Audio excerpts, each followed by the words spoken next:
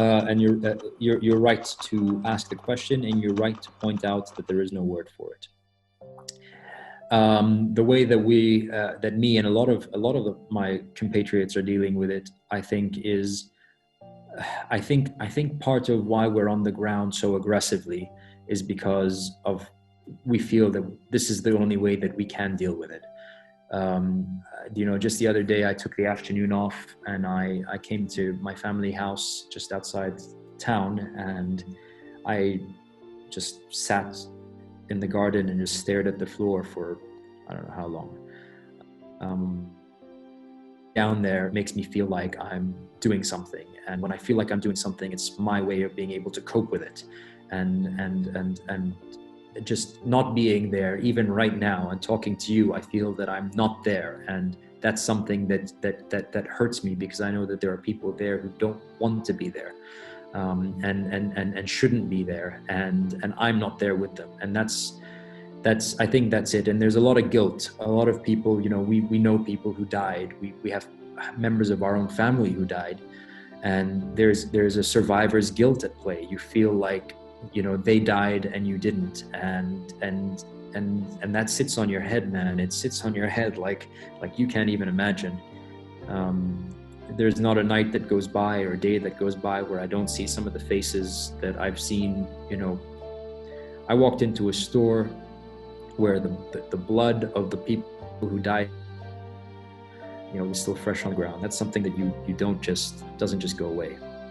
But I think that channeling this energy towards building is probably the best thing that we can do right now, because it can go either way.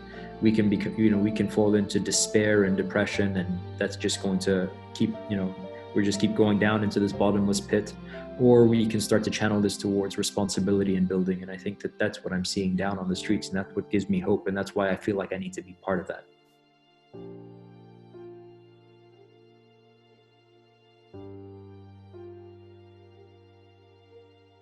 Look, there are a number of ways in which you can help.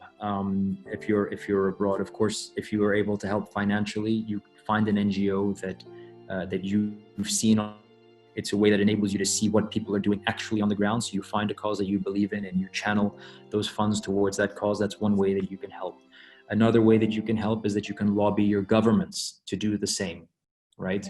And you can also, if you have a Lebanese ambassador in your country, then you should also be lobbying for that ambassador to do the right thing and resign, because the state of Lebanon right now is I don't even know how to describe it. It is to attach yourself to the sheer magnitude of the failures is as close to criminal as I think we can get, and I don't.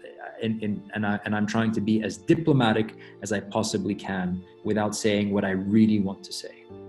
Is every single person down there. It's inspiring to see so many young people and old people and everything in between picking up shovels and spades and doing anything that they can and filling the void that's been left by a state that's been absolutely crippled by decades upon decades of corruption.